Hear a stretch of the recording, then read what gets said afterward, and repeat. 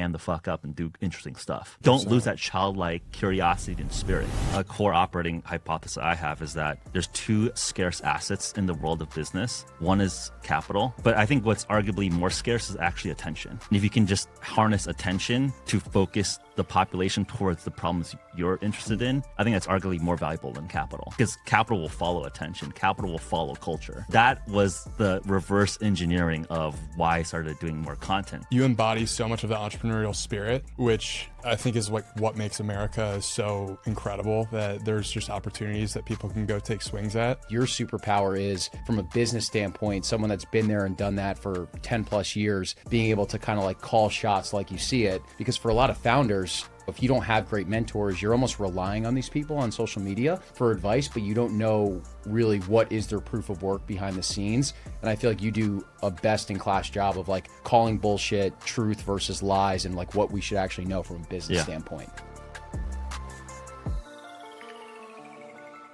Geoff, what's going on, brother? Good to be here, guys. This is great. Appreciate you coming on. How's ATX treating you so far? Good. I feel like I got to spend more time here. Every time I'm here, just like good people, good vibes. I think the crossover from people interested in health to business to tech is just like a very, very cool mix. So every time I'm here, it's just fun. But I'm doing a 24-hour blast here. So Little podcast tour? Yeah. podcast tour, hang out with some friends. So, you know, couldn't ask for more for 24 hours. That's awesome, man. Yeah, I feel like this episode for us has been a long time coming. These are our favorite episodes where we have guests on that we've actually learned from afar, and then we actually get to build relationships. And we met at Nick Sharma's dinner in Miami. Yes. We got to sit next to each other. Yeah. You were on my left, and then your business partner Joey Levy was on my right, it was a cool night. So it was great to meet you. How'd you wedge yourself in there? Oh, I had seen we had Michael Brandt on the podcast, and so I followed your stuff for a long time. And you did an awesome interview a couple years ago in the middle of COVID with Lance Armstrong. Yep. And that's how I first came to know you, because I feel like if you don't know Lance, he can kind of come off like a dick a little bit, but he was really into that interview. And I was like, I want to learn more about Geoff. And that's how I initially came across your content. Yeah. So no, I think that Lance convo, he's become a friend over the years. I can see why he was the best in his field. I mean, the guy is a hard charging, and I don't think he would deny being like, yo, he's kind of a dick. Because he's like the Michael Jordan, I'm here to fucking win. Yes. You can't keep up, fuck you. So it's very interesting to see him pivot from, the best cyclist ever to now running a venture capital fund, doing content, doing podcasts. So yeah, it was interesting because people did mention that was one of the best Lance conversations that people have heard. I've just heard that over the years. I don't know what. I think he never showed that much vulnerability. Probably it's like I think one of the reasons why people like that conversation, because he's always like, I'm tough, I'm here to win. But I think he talked about just a challenge and the identity struggle from being the best ever cyclist to being like everyone hating him. Totally. Was there anything about how you approached that conversation where you feel like you were able to actually undress like some of the maybe things that he had a guard up around before that he was like willing to talk about with you? I didn't think about it too much other than just have an open human conversation. I feel like maybe in the content game, we're all trying to be characters. And I think it's a normal thing, right? Like, okay, we need to be like the more amplified, entertaining versions of ourselves. And I think the best content creators are pros at it. Like when I see a camera turn on for like the Jake Pauls and the Logan Pauls, I mean, they're so fucking good. They just sense the camera. They just turn on. You can like almost see their body language switch a little bit. But I think most people just want to have real, like, open conversations. And if you can just like mimic that with a camera, with a mic rolling, I think that's very powerful. It's just I like to keep like an open, relaxed tone. Like if I would be having the same conversation off or on camera. Yes. Maybe that's an ideal that I've thought about a lot, which is that you should try to treat everyone the same, meaning that if you're meeting the president or you're meeting a barista, like if you are truly self-actualized, you wouldn't talk up or down to anybody. Like you would give everybody the same level of respect versus like bending the knee or like overly ass-kissing or overly arrogant to anybody. But if you can keep steady because you're confident of who you are, you're confident of your value, and you just respect people, that feels like a very good mode to try to aspire to. Whereas I think all of us mold our characters depending on the context. But if you can be as stable as possible, that seems like a very powerful position to be in. Yeah. It's funny that you say that too, because that's something that Harry and I, we had a similar thought process, because when we started the show, we're 400 episodes in now, and we just started getting like virality on Twitter and podcasts that were doing super well. And so we made this list of dream podcast guests, and we started checking them off really quickly.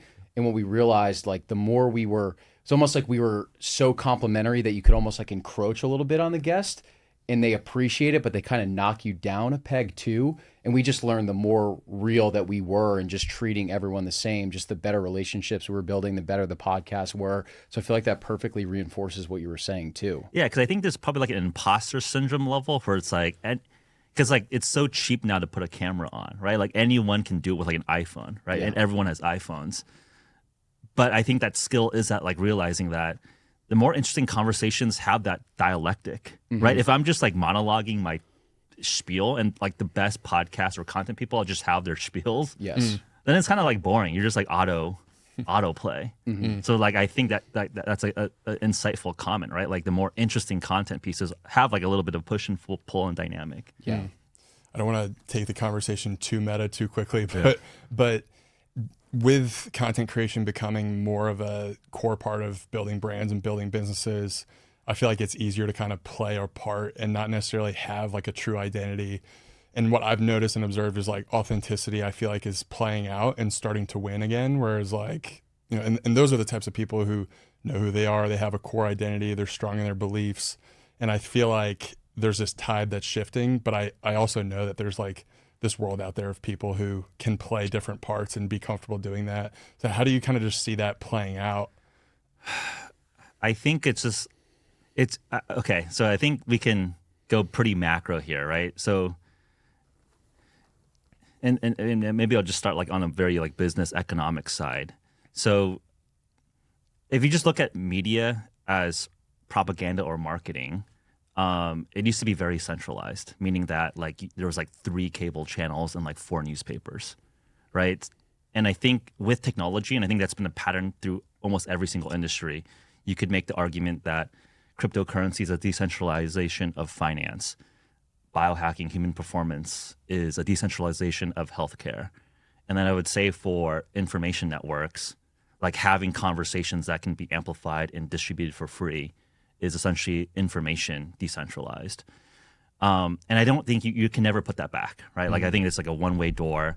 Everyone's going to be their own distribution marketing channel. So like what are the most interesting assets in that new world, right? If you control the network or the protocol, right now these are like the Facebooks, X's, whatnot, TikToks. They're very valuable. And then like the top like actual content creators on them, like they become the new ABC, the Fox News is, right? Like Tucker Carlson is bigger than Fox News, right? And he just runs his own thing. Like Candace Owens is bigger than whatever platform that she's on. So to me, it's like from a business and from a power perspective, you need to either like own the network or control the protocol, or you become one of the big tastemakers and content creators in there.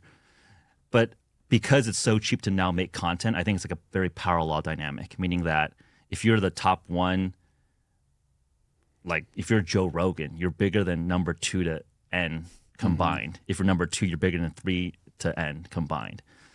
So then it's like, then you put the layer of AI and auto generation, and it makes content even cheaper to make. So like my current operating thesis is that like now is like probably the only moment where you can like make and still maybe compete for like a voice in this super cheap information environment. So like anyone who's like even thinking about trying to do content and build a brand and build a following, you got to do it now, because there's going to be like 3 million generative AI avatars who are hotter, sexier, smarter, and can auto-generate content 24/7. So I think this is like the point where build that human, authentic voice, and then think about how to use AI to turbocharge you. I love that perspective. I was thinking before we came on the podcast, I was like, why do I resonate? Why have I personally resonated a lot with your Instagram account? Why do I bookmark so many of your videos? What I was thinking about, to your point, is that content creation and the way that we consume is such a double-edged sword, where if you even take my health journey, right? I had really bad autoimmune issues. I had ulcerative colitis. Because of podcasting and social media, I found out about carnivore. My doctors never mentioned anything about that to me. That was what healed me and got me off of all the drugs and meds. Yep. The flip side is the last 2 years, there's been such a influx of new health and wellness content creators that now we're almost over indexing on the fear porn. And men are like afraid of touching receipts and having air filters in the room and all the stuff we were DMing about the other day. Yeah. So it is a double-edged sword. And I think your superpower is, from a business standpoint, someone that's been there and done that for, 10 plus years, being able to kind of like call shots like you see it. Because for a lot of founders, they're, if you don't have great mentors, you're almost relying on these people on social media for advice, but you don't know really what is their proof of work behind the scenes. And I feel like you do a best-in-class job of like calling bullshit, truth versus lies, and like what we should actually know from a business standpoint. No, thank you for the kind words. I think part of that, confidence comes from, like, I was very lucky to just be good at school and, graduating top of class at Stanford in computer science and going through Y Combinator and all these elite Silicon Valley VC firms. And like all my friends are, literally like C-level execs at OpenAIs or Metas of the world, right? Or the complements that are, GPs or partners at, the top venture capital funds, right? And that is a very insular network of just like how people structure deals, how people evaluate companies. And then you have like this social media world where it's like the course selling people, right? Like I think Alex Hormozi is probably the best one, where it's like packaging like very viral but very basic content and like turning it very, very viral. But like he doesn't have like the proper like real business background, in the sense that like I think he sold a gym consulting business for his first money, right? For like $80 million or something like that, which is like a lot of money objectively, but in terms of Silicon Valley wealth, it's like, I don't know, like that's like a Series A round, right? Like literally people are building $1 billion, raising like $800 million for their like venture businesses, right? So there's like a different level to the actual sophistication of how Wall Street works, how Sand Hill Road works, versus like the best content creators, right? Like Alex Hormozi, for example, is way more famous than our friends like Jake Medville or Drew, right? But they're literally senior partners at like a multi-billion-dollar venture capital firm based in Austin. But like no one knows who those guys are. Yeah. But they are like Series A early investors in the Andurils, Epirises of the world, which are multi-billion-dollar companies. So I feel like the only thing I do is like, okay, let's just like package and distill what actually happens in the elite rooms in Wall Street and Sand Hill Road, and do it in like a very short form, easy to digest format. And like, to me, it's like, I'm just happy to share it because I don't feel competitive about this information. It's just like, why not just make people smarter? Who cares? Was there a turning point for you where you felt like, the switch went off and you're like, all right, I'm actually going to start doing this in a way that like is putting that information and that alpha out there for free? Like, I'm going to do this content creation thing. I mean, I think I was actually just inspired by my business partner, Jake Paul. And this is like probably just a little bit more calculated, where I just saw how much distribution power he had. And so like one of a core operating hypothesis I have is that there's two scarce assets in the world of business. One is capital, right? Like we got to pay the bills, you got to buy inventory, you got to buy ads, etc. And everyone's like focused on fundraising, and I think that is very important, right? Like money is lifeblood of business. If you don't make money, you're dead. But I think what's arguably more scarce is actually attention. Like there is much more money in the world than like good operators and good problems to solve. So I think a lot of VCs and a lot of angel investors are just burning money on dumb shit. Because people are just like finding like really good ideas to back. So one thing that in a world of overabundance of capital, and especially with AI, automation, robotics, I think we'll have more and more capital and more production for less and less, or maybe like not less, but like the same amount of good ideas and good operators, right? Like I don't think, and this is an interesting debate, like do you think you can generate more tier one founders or tier one operators? I don't know. Maybe. I think it's pretty linear to amount of people amount of humans. Like there's just like a distribution of peoples, right? There's a bell curve of like super geniuses and not so genius and a bunch of people in the middle. I don't think you can just like somehow just like manufacture more super geniuses unless you start like genetically engineering people, which might happen. So that's a distribution of like how the population works. Then if you can just harness attention to focus the population towards the problems you're interested in, I think that's arguably more valuable than capital, right? Because capital will follow attention, capital will follow culture. So that was the reverse engineering of why I started doing more content, because I just saw how easy it could be too. I mean, I'm sure like when you guys started like this podcast, it was like, it probably felt like a big step, but then you're like doing it and it's like, hey, this is actually like part of my life. Like it's actually just like a hack to meet cool people, make content, and just build like just inventory of attention to like channel wherever you'd like. So I feel like to me, it's like actually just like a net positive on your life and on your focus. So plus all the business advantages. Yes. But people don't like realize that there's like that starting point that like people don't have the balls to do. Yeah, literally. Basically, right? Yeah, it's like they just don't have the nuts to take advantage of an asymmetric bet that's literally like just purely around conviction and whether or not you can string together thoughts around your experiences that are valuable to people. Exactly. Like if you can throw that stuff out there in a genuine way, people will follow and listen to you. Yeah. There's a guy we had on the podcast recently, Michael Smoke. He just simplifies health stuff. Literally camera in face, just talks to the camera. Such simple and easy content, but he is a sales guy. So the way that he speaks is just captivating.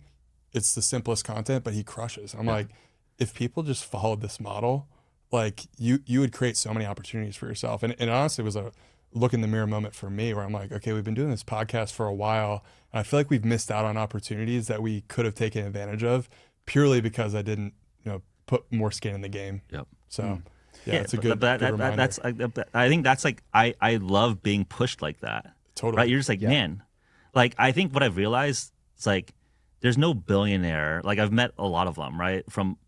They're not 1,000 times smarter than you. Like Elon Musk is pretty smart, but he's not 1,000 times smarter than you. Yeah. He doesn't work 1,000 times literally harder than you. Like he works pretty fucking hard, but he doesn't he has really good systems, really good ideas, and I think he has like a really good capital network around him. And he's executing really, really fucking well. So it's like you just get pushed, but when you like meet them, they're like, okay, they're like a human. A little quirk. Like, I mean, Elon's quirkier than most humans, but like all these guys are humans. Yeah.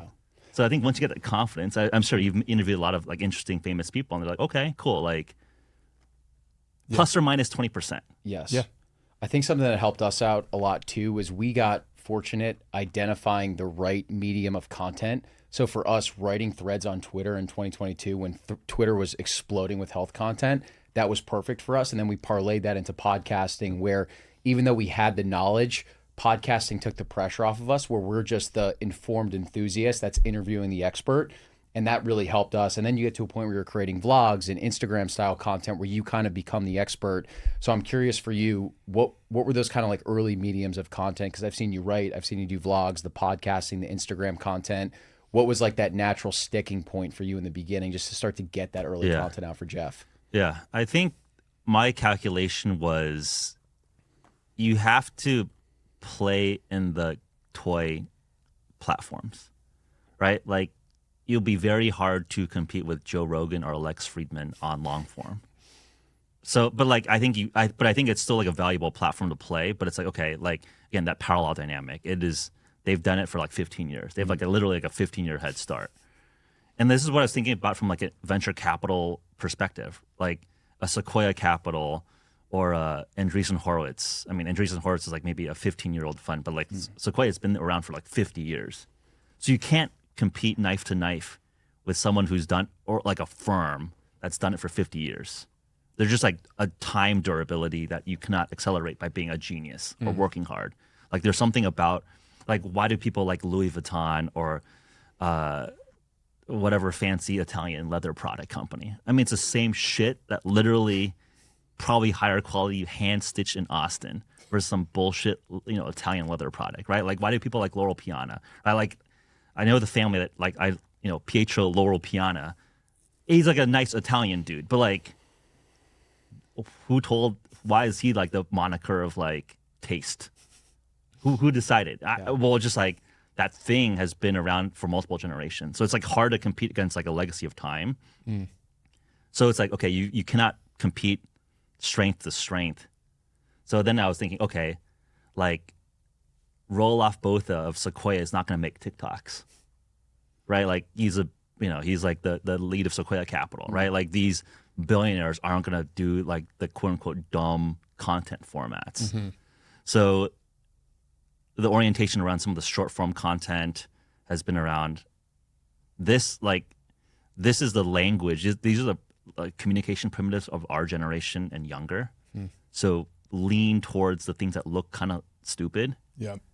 And go fucking hard at it. And I think if you just reverse engineer Jake Paul, Logan Paul's career, like they were doing Vine, 6-second video. That's how they started. They were like the first biggest Vine stars. But I think to your point, they were very, very good at like shifting platforms. I think most people they don't have good taste to choose platforms to hop. So I think if you just reverse engineer what they did, they were like very good at hopping to YouTube. And then I think with Jake, now he's like just running boxing, right? He broke Netflix with Mike Tyson.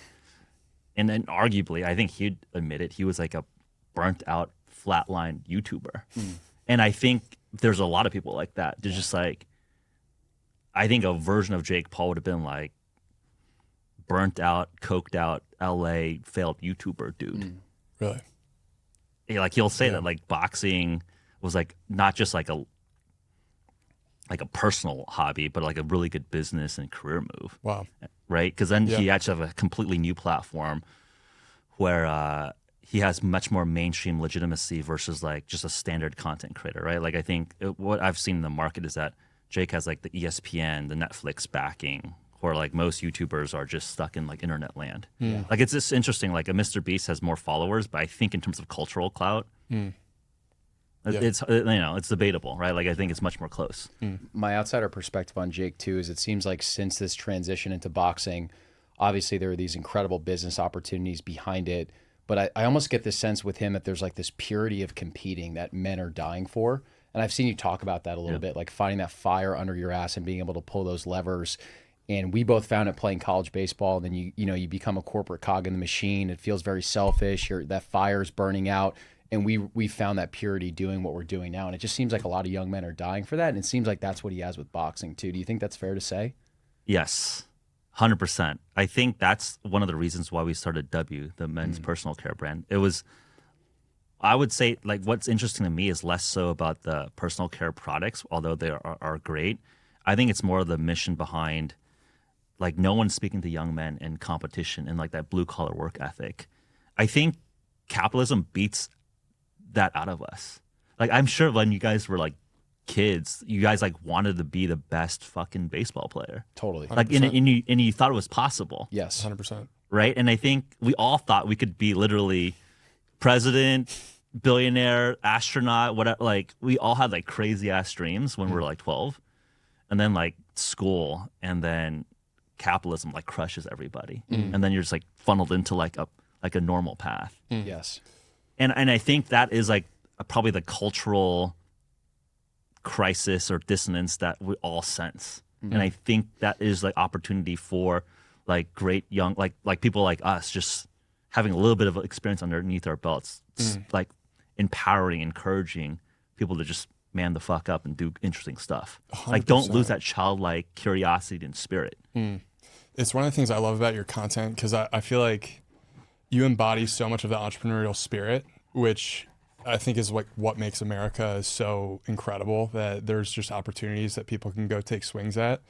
And I think it speaks to like the spiritual conception. Like I think we have this a physical conception into life and then a spiritual conception. And a lot of people can miss that spiritual conception if they don't have someone who can walk them through a rite of passage or that moment where they're like, I don't know if I can do this. And they just hear the right thing. And it's like, boom, you take the risk, you become the entrepreneur, you build the business, and then you've created something that is actually undeniable within yourself, that's unseen, that's actually a force of nature. And like, I think if you're an entrepreneur and you've taken a risk, you resonate with that feeling of like, I knew I needed to make a choice. I made the choice and it felt like it was going to be difficult. And then I did the thing and it actually worked out. Yeah, 100%. And I think one thing that I felt like there was a void was just getting to the brass tacks of not just like entrepreneur porn, but also like the shit is hard. Yeah. And I think like the Lamborghinis, which are all rented, and like the penthouses are all rented, or they're just like really good at clout chasing to like borrow all this stuff. Like I literally see behind the scenes of how like the best influencers are so good at wheedling into events or like wheedling into like, oh, this is like a car that it's gonna pretend it's mine type of stuff. So like I felt like just like the raw basics of actually explaining how business works is super valuable, right? Like I think people get so caught up. So like then it's like, okay, you swing from, hey, don't be a corporate cog, like be super entrepreneurial, and then it's like, well, what do you do? Like, and I think because school is so out of vogue, it's like, okay, maybe school is useless, and then you just realize, like, look, like you actually need to be smart, like you actually need to be educated. You got to be educated in the right ways. Like maybe it doesn't matter if you can solve partial differential equations, but like you still need to know how to run a spreadsheet and a P&L and actually like do cash flow management. So it's like, okay, how do you find that balance of like, yes, have balls, but don't be a Neanderthal monkey, right? Like you actually got to be smart. Like the smartest, there's a very high correlation of IQ and business success, right? You don't need to be a genius to be a billionaire, but like there's way more genius billionaires than not genius billionaires, right? Like Bezos, Zuckerberg, like the legends, they're straight up smart, right? Like Bezos, Princeton top of class, was doing quant trading at DE Shaw before launching Amazon, selling books online, right? Zuckerberg was a Harvard dropout, right? Like they had like very classically good educations. That doesn't mean that if you're not like classically educated, you can't be great, but it's like you need to get those skill sets. You need to get that like that raw understanding of how business works, how to manage cash flows. What is the actual technical innovation that is different from the market? I love it. So it's like that 1-2 punch. Yeah. Right. Have the balls, but don't get so alpha macho that you don't actually study the game. You study the history of what people have done. And I think that's like I think the angle or like I think the void that I see in the market. 100%. Yeah. One of the things you had mentioned a couple minutes ago, Geoff, was like this balance of like raw work ethic with this incredible self-belief and competition. And one of the clips that Harry found on you was this awesome clip where you were talking about your great-great-grandparents that were Chinese immigrants that were basically building the railroads in California. And like, that's true hard work. You imagine the hours that they put in, the work ethic that probably, probably flowed down from generations to you, and how hard they worked. Yet maybe there was never like that self-belief of, hey, you could become an entrepreneur, build something incredible in this country. Yep. And I'm just curious for you, like, what kind of lights that fire under your ass with all the things you're doing between Anti-Fund and Ketone-IQ and Better and W and all these products that you're going after and things that you're working on? Like what fuels you if you're waking up in the morning and you're like, fuck, you get hit with anxiety of all the things you need to do? Like what keeps you moving forward? No, I think all of our ancestors, right? Like had way harder problems than us. Like I'm sure, your grandparents probably fought in World War II or you're either your great grandparents or grandparents, right? Like, so like just my family history, and just something that like I don't talk about that much, but I think it's something that like I should, and just like reminds me of just like the core spine strength is that, my great grandfather on my dad's side, so my great grandfather came to the United States from Hong Kong, and I think he was actually pretty entrepreneurial. Like I think he was building like small businesses to literally like the San Francisco, California railroad shit that we read in like, I don't know, in California you learn about this stuff. And I think he was like, probably doing some of the laundry, like small like knick-knack stores selling to all the Chinese immigrants building the railroads. And what was popular at the time was that you would make your money in America and then you would have enough money saved up to like take care of your family. But like the wife and kids would be like sitting in Hong Kong, like, doing that. But my great-great-grandfather was successful doing that. And then his son, my great-grandfather, wanted to follow him in his footsteps. And that time when he was trying to come to America was the Chinese Exclusion Act, right? So like Leland Stanford, the governor of California, like banned Chinese people, which I think is like the only explicit like race ban in American history. Wow.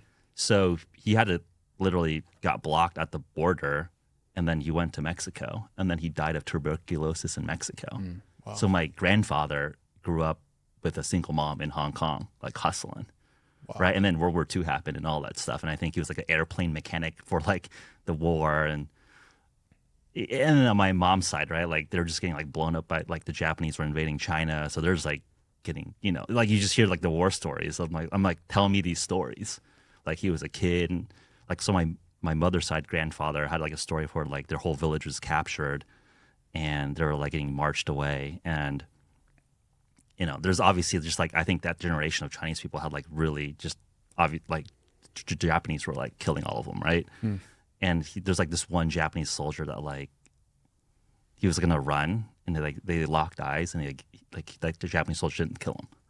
And he's like, I'm like, oh, fuck. Like that's the stuff that my ancestors grew up dealing with.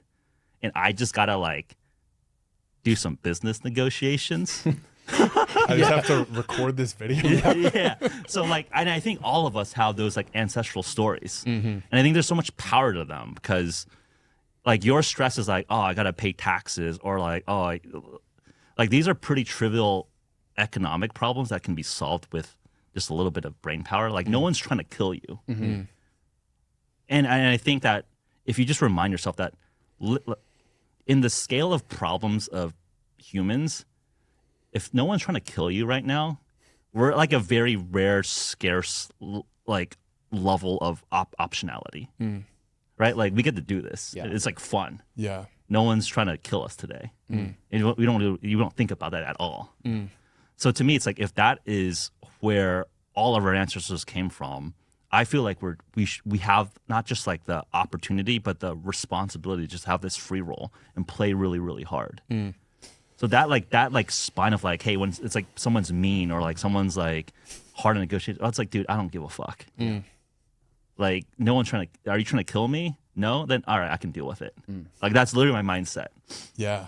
I mean, dude, I feel like you're speaking to something that I fear, like just this idea of heritage and truly appreciating the lineage that you came from is something that if you understand the sacrifices that were like people in your lineage bore to get you where you are today, you will always be able to tap into that. That'll be a forever well that you can go back to and pull from. Yes. And I fear that just like it almost seems like design destructuring of the nuclear family will potentially erode that reverence and that love for like where you came from. And one of the things like I've gotten into, like the book of Matthew starts off with genealogy. And I think it's the first book of the New Testament, and it starts that way for a reason. It starts by building this narrative around where you came from. I think it's super important to tap into that as a person, as an entrepreneur. Like knowing where you come from is a source of strength. Yeah. I mean, I think there's just two things I want to riff on that. So like, I consider myself like a fifth generation American just because like my great grandfather came here, right? So I feel like a lot of like our family just like believed in the American dream, right? Like there's a reason why they trucked their butt over from across the Pacific Ocean to get here. And there's something special about America. And then two, like the postmodern deconstruction of the nuclear family, I don't think it's like necessarily malicious, right? Like when you talk to them, like I think they're true believers that, hey, maybe we can reinvent better family structures. Maybe this gender ideology stuff is, we want to, I think they think it comes from a place of like intelligence and good. I think they try to be nice to people.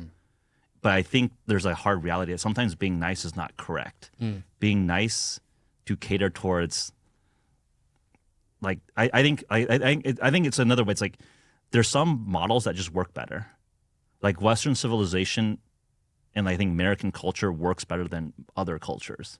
And I think there's like a fear to say that. It's like, why does everyone want to come here? Because it's better.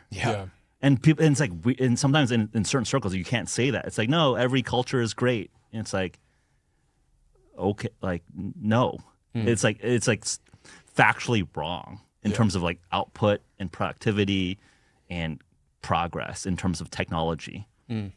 But I'm not the one to say, hey, I prescribe this way of thinking or living to everybody else. It's like, hey, just compete.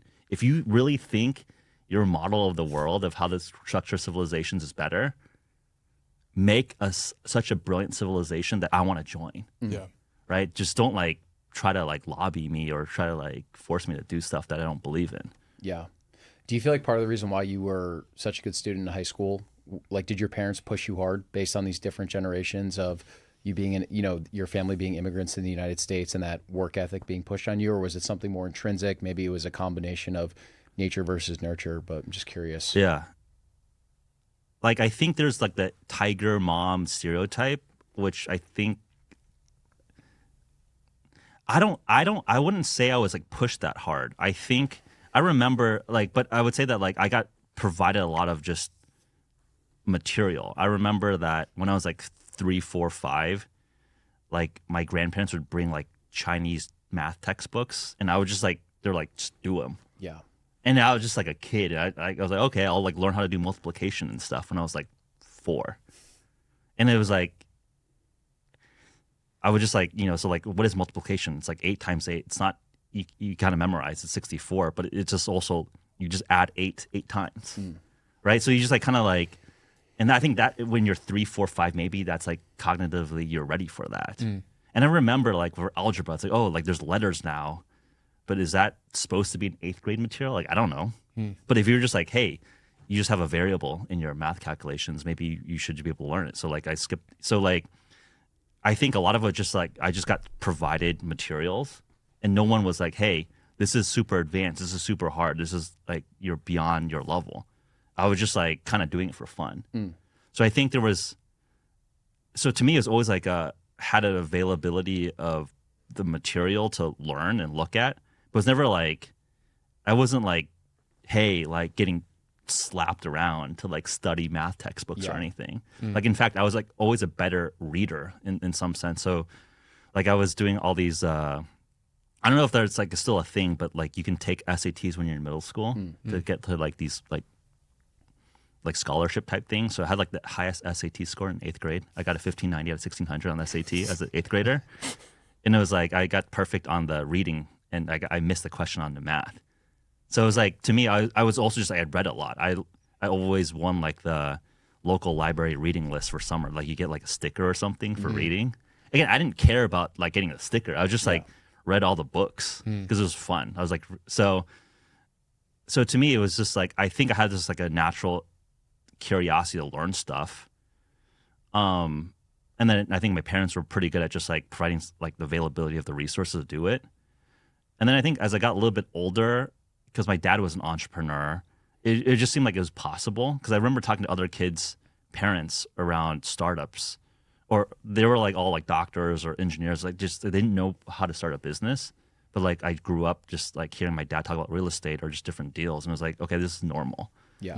So that now looking back, it just, I think it's just important to just like not put limiters on kids. That's probably like the main thing that I could see. Oh, go ahead. No, I was just gonna say, like, I feel like what I'm hearing you talk about is that there was like almost no points of friction for you doing the things that you were good at, and so like your ability to compound that skill and become a master was just only amplified by your pure joy of like being good at something. Yeah. Which I honestly feel like all kids are capable of tapping into that to some level if they have the right encouragement and the right like level of like, you know, keep going at that, or, everyone has unique, capabilities.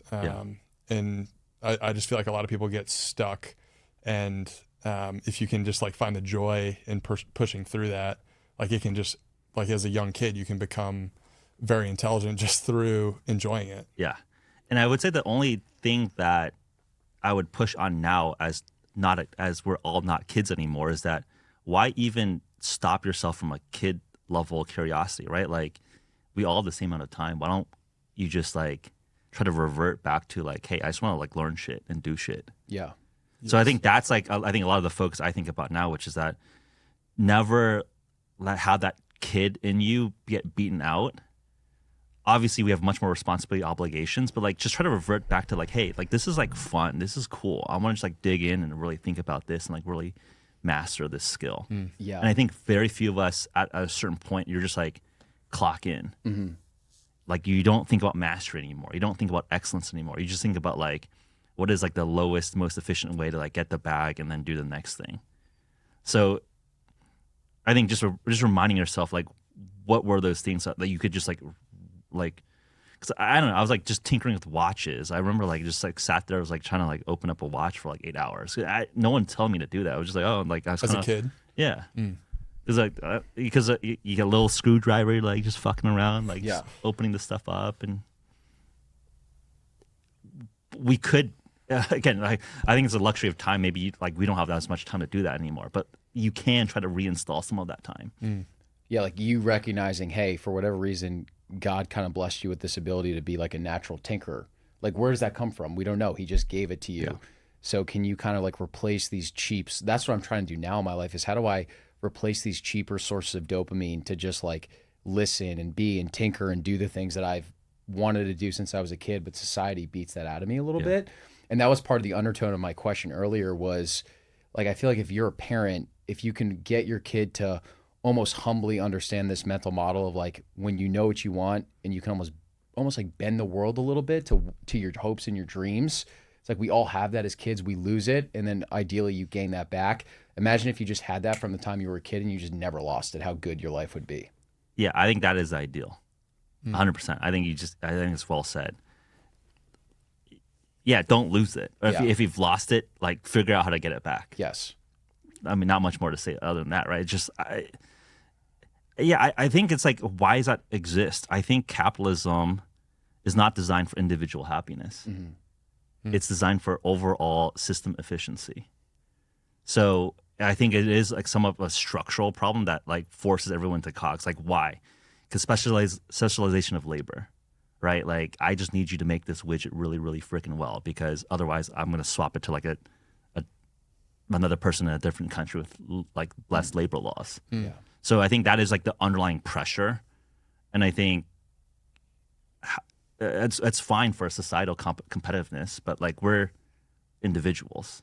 So how do you think about like how do you want to play within this like macro pressure of how civilization is constructed? So that's I think like the intellectual way of just thinking about okay, like why is this even happening? Is there some like evil mastermind being like I don't ascribe to like like some deep state person that's controlling the president, right? Like, I think that is just like a very naive way to look at all the conspiracy stuff. I think it's just like they're just like systems and incentives that just have a lot of momentum, and you need to just be really, really deliberate to like change it, right? Not to go overly get into politics, right? But I think what the Trump administration is doing, like they have very high conviction to change the status quo, and it's like it takes a lot of effort to do that. But like, yeah, we're not talking about like nation state level stuff. It's like, how do you do that for yourself? Is like, I think is much more tractable for any individual and then for people building companies, right? Like you can have your little purview in your little domain. Yeah. You're making me think of a tweet that I tweeted the other day, which is people underestimate the physics of business. And I feel like that can be applied to just basically like any societal structure. Like there's just forces that are unseen that are working, and you kind of need to just understand those different mechanics and the different equations of those forces, and like how can you play on the right side of those physics equations. Yeah.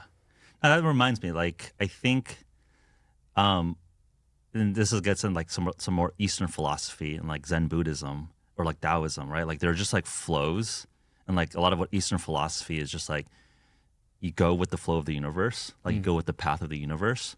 And I think there's like something to that, to your point, that there are just like physics of capitalism, physics of the economy that we're in. And if you can find yourself, if you can put your boat closer and closer into like the swells of where things are going, like the universe pushes you. Yeah. So I think it's like, but again, like your default is that you're in someone else's construct. Right. Right. If you're working at like a big corpo job, right? It's like some guy 17 layers above you is like is like thinking about this, and you're just like some random little nodule on this like big leviathan. Yeah. But okay, which is fine. We all got to start somewhere. But if you can like have the wherewithal to think, okay, how do I place my chips where where there's like small eddies where people haven't looked at. That's where I would like start looking and thinking about. What do you think about this trend of guys that maybe have like a decade of experience working these big corpo jobs, deciding to opt out of the system and buy these kind of like unsexy businesses that are like printing cash, like contractor businesses, just like these small businesses? I feel like that's a trend that's kind of started post-COVID. How do you think about that? Yeah, I think these are hard. I think there's like this like operating thesis, like the gray tsunami, like all of these like service businesses, labor businesses are owned by like these like boomers who are about to retire. So like there's like a private equity type play to like start looking at some of these cash flow businesses. But then it's like, do you actually want to run a laundromat? I feel like that's like a popular meme that like some influencer are pushing. It's like running a laundromat is fucking hard work. Like the shit breaks, like people steal, people fuck up your laundromat, like, and you got to market the laundromat, right? Like there's a lot of like actual brass tacks, like roll up sleeves, blue collar stuff involved with all of this stuff. And like, what is like a value in these businesses? Like to me, like the value of these businesses is not just the Rolodex of customers, but also like the owner's relationship with all the customers, right? Like I'm sure with like, I think for 90% of businesses, without like the core founders, which like carry the brand, carry the relationships, carry the like the customer love, these are very brittle, almost valueless businesses. So I think you have to be eyes wide open to know what you're signing up for, right? Like there's SBA loans, different financing. That's all tools. Yeah. Like you got to be like, hey, I'm going to run the best freaking laundromat in my town. And I got to think about like how I can like scale and replicate this. So maybe if laundromats are like your something, there's some angle or some like connection to that, great. Not necessarily my interest area, but I think that's like what I think people need to like really like be eyes wide open. Like if you're gonna like, this is not like you buy a laundromat and just free cash flow. It's like $1 million a year. No, like it's not a coupon that just prints out money. Like you gotta like get into the laundromat. Yeah. And if you're not doing it, someone else is ripping you off. I think that's a shift in the zeitgeist. A lot of people do think it's this money printer and hey, I'm going to hire this GM, pay him $80K a year. I'm going to sit back in my New York apartment and it's just going to print and flow cash for me. I think a lot of people got hurt. Yeah. And I think that's the same thing that happens to all these Airbnb arbitrage people. Oh yeah, big right? time. Like I don't know. I think that's actually like very common in the Austin, market.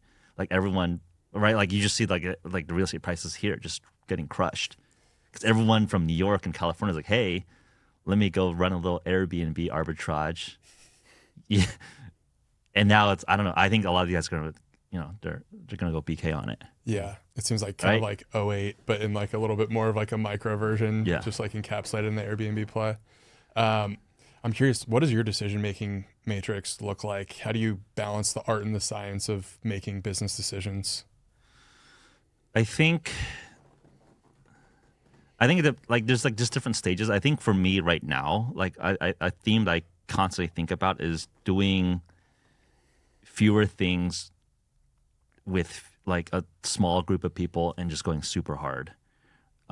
Why? It's like most of the value is on the tail outcomes, right? Like running this laundromat is, you probably have to work as hard as Zuckerberg, right? Like running like a food truck is probably as hard as running a SaaS business. So like, but what is the value of the terminal value of that asset? I don't know. Like for a laundromat, you're probably selling this for, I don't know, 6 times EBITDA or something. Or like if you can sell a software asset for like 10 times forward revenue, like the amount of economic value you can capture is much more durable and much greater. So I think you got to think about, so like in Silicon Valley, I felt like a lot of learnings I got was just like tech, really cool technology, scale really, really quickly. But I felt like over the last few years, just spending a lot more time on Wall Street, like there's something to just like really understanding the finances, the financial engineering, just like the actual terminal value of these assets. And maybe another way to think about it is that like every everything you do is a trade, right? So what do I mean by that is there are straight like quant hedge funds that trade in and out of positions really, really quickly, right? They're holding positions, or market makers hold positions for like, 10 seconds or something. But on like the super long horizon of things, if you're like starting a company, you're basically like just long 20 years on a position, right? Like that's another way to think about it as a security, right? Like what is like terminal cash flow? How, you can underwrite these things to like an actual asset versus like thinking about it as like a startup thing. Mm-hmm. So I think a lot about terminal value and like what is the terminal value of this security. So if you have like, so that helps just like frame the, again, what are we doing this for? Like I'm doing this for like the primary goal of a for-profit corporation is to make money, right? So like you got to just like decide what your goals are. I think a lot of people don't actually decide what their goals are. It's like, do you want to have a cool story? Do you want to have like a cool content channel? Do you want to make a lot of money? I think like, do you want to self-actualize on like a journey? I think it's like a lot of it's like all of it or vaguely all of it. I think for me, it's like for business, I'm here to fucking make money. And just like, don't even like, no, not even ashamed about it. But for my like feel good stuff, I'm going to just do free content, right? Like that's why people are like, oh, you should charge courses or whatever. And it's like, I'm just doing this for fun. Like this is not where I want to make money. But like for the businesses, I'm here to make money. Yes. So I think just like being very, very clear, incisive of your end terminal goal. And then you construct the business to match that goal. So I think a lot of people don't think about that clearly enough. I love, it kind of ties back into what you were saying earlier about solving for distribution. Like it makes the initial stages of so many like hoops that you're going to have to jump through so much easier if you solve that one big problem. And then you can just almost have fun with, putting the right team in place, finding the right product. Raising money becomes easier when you have channels to push different products through. Yep. Just you reminded me of just that the importance of understanding distribution is potentially just like the best first thing to solve for, and then work backwards. Yeah. I think that's like, if you, again, it goes back to like first principles. Like, okay, you have capital, you have attention. It's like, okay, if you can solve for attention, capital will follow. Yes. So I think you just try to just reverse engineer, like what is the scarcest asset that you can marshal, and then use that to like allocate more and more resources behind you. Yes. So like, and I think, I think Elon is again a very like known example, but I think it's like very interesting that he only solves like civilizational type problems, and no one has the balls to even do it, but the capital follows because he's building track record and momentum behind it. So I think it's like a very edge case of what that is. But I think for like the general like young person starting off, right? Like I would say attention is something that's like probably like max optionality, but I would say that it's hard to convert that into business if it's just like so broad, right? Like I don't want to like lead people astray being like, okay, just like get viral. I think the viral people come and go. I've seen so many like, and this is like, I think seen through the lens of Jake, right? Like he just has seen so many freaking viral kids blow up, disappear, nothing, right? So I think attention and distribution is a very valuable asset, but I think you need to like, think about like where you want to bend that towards. So it's like attention in a specific area is very, very, I would say that's like the nuance to it. Like just getting viral for no reason. Like, I don't know, there's like OnlyFans people that are way more famous than all of us combined times 100. It's like, that's great for cash flow for her, but okay, like how do you channel that? Yeah. It's a pretty short duration bond. Yeah, exactly. Yeah, like content creation with an end goal in mind. And so for you, you're now, are you chairman of Ketone-IQ? Is that your title now too? I feel like you're an awesome example of really looking at, hey, every decision I make has a benefit and a cost. So I'm sure there was part of you that could have stayed super, super in the weeds. And I feel like your role at Ketone-IQ is really playing to your strengths and starting Anti-Fund and what you're doing with Better and W and all these other brands. And you're probably driving way more value for Ketone-IQ and, getting product in John Jones's hand and doing deals with him and stuff like that versus you being married to this concept of like, I have to be super in the weeds. And I don't know. I think just understanding where these decisions will lead to and really putting yourself in a position to play to your strengths is so important. I think just for that, I think I'm just so lucky to have built that business with Michael Brandt. I mean, that guy is the right CEO for the business. I mean, he's like literally runs half marathons every day, right? So it's just like, that's our core demographic. That's where like that core high performance energy starts from, right? So it's like, what is a better human to personify that? Yes. Guy's literally like crushing half marathons every single morning. It's like, okay, that is like the right persona to like lead.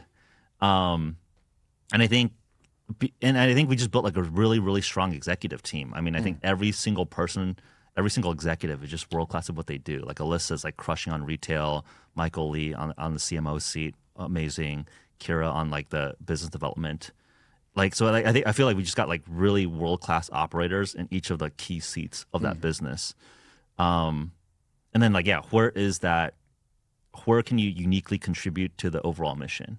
And I think to that point, it's like capital. It's like some of the broader network. So like, so like I think, we'll be making like a large announcement with John Jones, hopefully very, very soon. So get a little bit teaser here. But like those are the things that I think are fun for me personally, but also to your point, I think uniquely fits like the current skill set and network that I have. It was very cool for us because we got last minute tickets to Expo West from one of our investors. We're like, well, let's just go for Noble and walk the floor and meet people. And seeing the Ketone-IQ booth, the difference in terms of the way that you guys are thinking versus a lot of these other CPG brands, where I remember the Ketone-IQ screen, it was really focused on like virality, impressions, the social media following, the influencers you were working with. And I'm thinking from a retail buyer perspective, because that's why you're there, right? Is you're building relationships with retailers. Like the way that that's going to get them thinking of, hey, this brand has such a large reach on social media. What could this potentially do for my store? And you were probably one of 10 brands that I saw there that were marketing yourselves that way. I just think it's so interesting the way that you guys are thinking versus all these other brands that exist. Yeah, I appreciate the compliment there. And I think, again, a lot of credit to the team, just like running a really, really tight, efficient playbook. I mean, I think the way I think about like the whole, I think basically marketing changes every 2-3 years. Like, why? It's just that like once playbooks are established, that margin gets arbitraged out. So I think you have to just be comfortable that and accept the fact that your playbooks need to update every year, every 2 years. So one, I think that's just like a core anchor philosophy for any brand, any business. Like you need to redevelop your marketing playbook every year.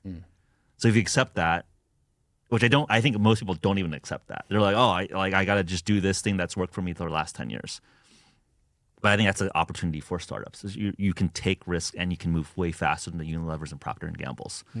So that is like the opportunity where like people like us should compete and beat them.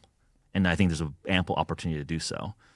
And then like, what is the meta that I'm seeing currently? I think people just like don't know how to buy attention correctly, essentially, right? I think, so for me, like one way I like to underwrite, and I think podcasts are like a very interesting ad format because if you spend $5 million to do a Sydney Sweeney campaign,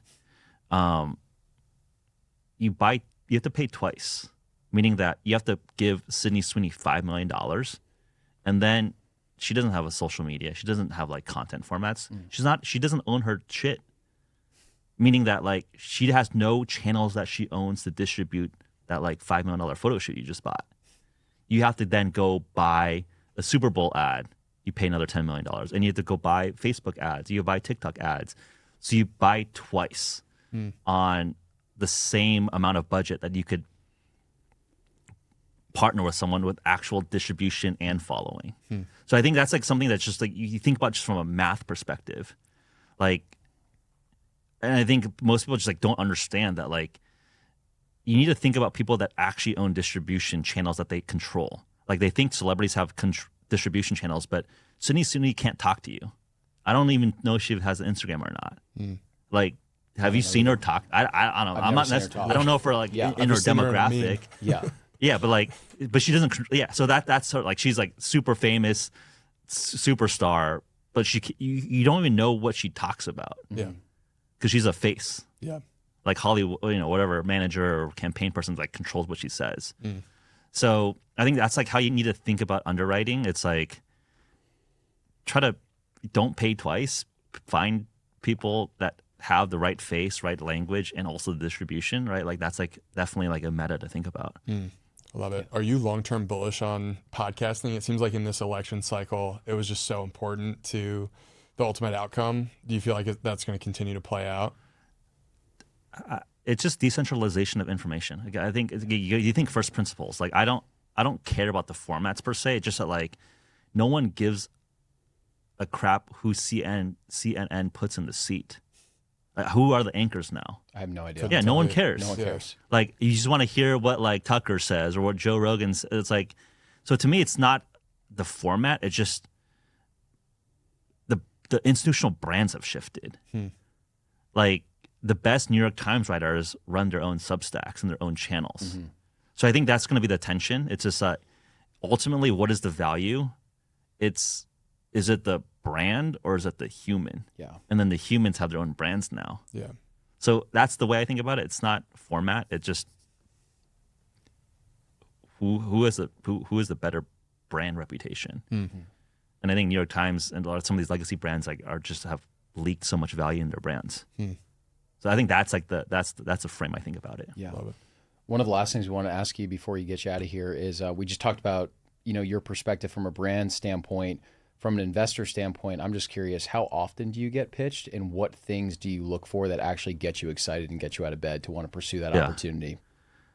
I think, very fortunate to have, anti-fund. We haven't really talked about this publicly, but we have north of 50 million in AUM in terms of assets. We're pretty active. And I think it's one of those things where it's like Jake has so much flow, but it's all dog shit. Really? Yeah. But like there's definitely some diamonds in the rough in there. But like it's like every little kid. It's like so you just get a lot of freaking noise. So I think in the venture game,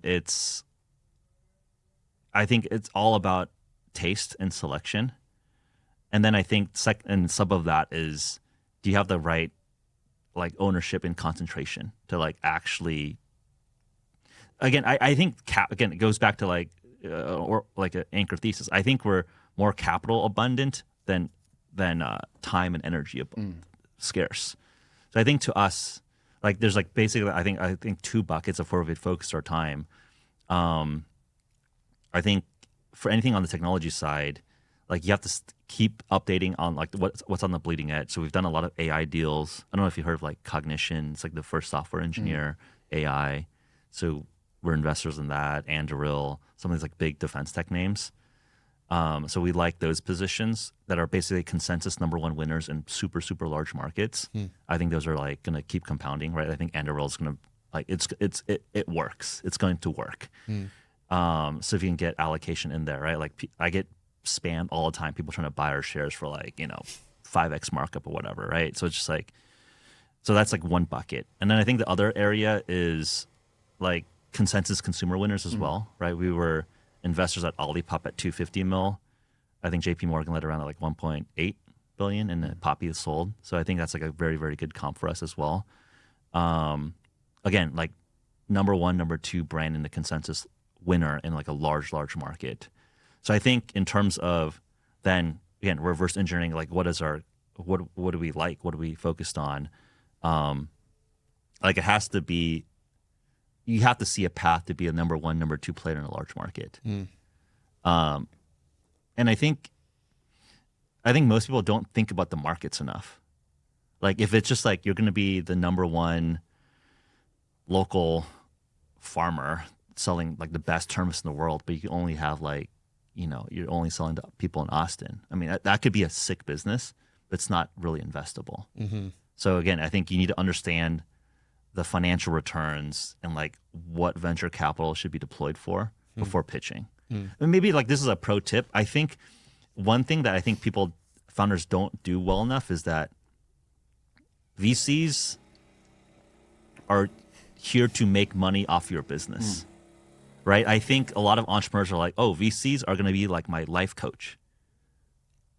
No, like VCs want to package you to their LPs, which give them the money to invest in you, to be like, yo, we're going to all make a lot of money together, right? Not to say that they're super like vulture capitalists, but like you got to remember, like VCs are there to make money. Yeah, it's a trade. It's a trade. Yeah. And I think I think this like, oh, like all these VC firms are super founder friendly. Oh, we're just going to give you money and mentorship. Like, no. Like if you don't make them money, you get fucking cut, right? Yeah. So I think the pro tip that I would say is that you need to like show a business plan in a forecast that's going to be a guaranteed 3x. Obviously, like risky, you're not going to always hit plan, all that stuff. But as someone pitching, you got to like show a story where like, if A, B, C works, I'm going to make 3x your money in like a couple years. And then you need to have, and that's not, I don't think that's good enough anymore. And then you have to have a story where like, and if A, B, C, D, E, F also work, I'm gonna make 10x your money. And I think it has to be a very financial oriented story. The best VCs are all bean counters. Like I think it's all marketing where they're like, oh, we're super friendly, we're gonna life coach you, gonna mentor you. I think there's some like benefit of like the Y Combinators to be like super like almost collegial feel. Yeah. But you think about their financial product, they index all of Silicon Valley. Yeah. They own 7% of all these companies for like $125,000, which is dirt fucking cheap valuation, right? So you have to, like, I know like Gary Tan's like a homie, right? He runs Y Combinator. He's not doing it as a charity. He's there. That thing is printing fucking money. Yeah. Right. So you got to think beyond like the marketing into like, okay, what is the actual incentive of Y Combinator? They own 7% of every single. They index all top Silicon Valley startups. That's a great financial product, right? So okay, so like, how do you weaponize it? You got to come in and talk in the language of VCs, which is financials, multiples, and money. And then you have like your vision, your founder, market fit. You have to have all of that, which I think people are well trained about. Yeah. But people forget it's a money making business. Yeah, Y Combinator is a beautiful example of this virtuous flywheel where it's like you can kind of be the wolf in sheep's clothing, like doing a good thing, but also know that you are going to be getting a pound of flesh in some of these businesses and able to make good returns on it. Yeah, like that's how the business actually has to operate. You buy 7% for 125K. That implies like a 1.7 million valuation for a company, which arguably very low for like some of these founders who like have literally are millionaires from being like OpenAI engineers. Right. Yeah. Right. And it's like, I think a lot of the best people don't like that, take that product. Again, you gotta treat it as like a product, right? I think the brilliance of the marketing is that it feels like it's like a fellowship or like a college program where like Y Combinator is like a badge of honor. Right. You're trading cheap equity for prestige. Yeah. So I think that's something I am very sensitive to. When something is prestigious and you're buying it, you're paying for it, right? Like, why am I paying 99% like gross margin on an Italian leather product? I am buying that logo to put on me because I think it signals well. So I think it goes back to just like, okay, what is the trade that I'm doing? And I think Y Combinator is best in the world at branding early stage, like very, very expensive equity. Yeah. For like, hey, you got a Y Combinator badge on you. Okay, like that's like saying, hey, you're buying a Louis Vuitton bag. Now, like you're cooler. Right. It's kind of the same trade. Yeah. Yeah. It's like paying out the ass for like a seed oil free designation on your bag, right? To showcase that you're healthy and people will pay a premium for it. Yeah, exactly. Yeah. Do you find with all the deal flow you're getting, simpler decks that you could just open as a PDF on your phone, is that better? I think, I mean, to me, it's like almost like basically show me some financials. Like if your numbers are working, then it's like the baseline to start a conversation. Like show me that you're actually running a business, right? Like I again, there are different models where it's like, okay, like let me go life coach people. But like that, I don't have enough time to life coach random people. So I think the best companies actually have the numbers to justify like their vision. Yeah. So to me, it's like, okay, if maybe you're pre-launch, but like show me that you've done stuff. And how do you show you've done stuff? Like, don't show me like a comp of like an app wire flow. Like literally people are vibe coding weekends and building apps with like customers in a weekend, right? So you can't show me like mocks of like your design of your CPG. Like at least show me like a bunch of pre-sales or something, right? Like show me that you're thinking about it in a financial way. Because like when it gets real, we're talking money. Yeah. Right? I'm trying to be a business partner to you, not your life coach. Yes. 100%. Well, dude, this has been great. We appreciate it. Should we take a Ketone-IQ shot before we get out of here? Yeah, let's do some juice. Tight on time, but appreciate you coming on. Yeah, no, this is a fun conversation, guys. How is this podcast for you based on some of the other ones that you've been on too? I haven't been on podcasts recently, so this is great. Yeah, we just wanted to just tell the audience, like just showcase the audience a little bit more about how you think about the world too. Because there have been so many good episodes about, ketones and low carb and just a little bit. Yeah, no, I feel like episode. appreciate you, brother. Great seeing you, man. Gents? Yep. Cheers. Cheers, bro. Guys. Yep.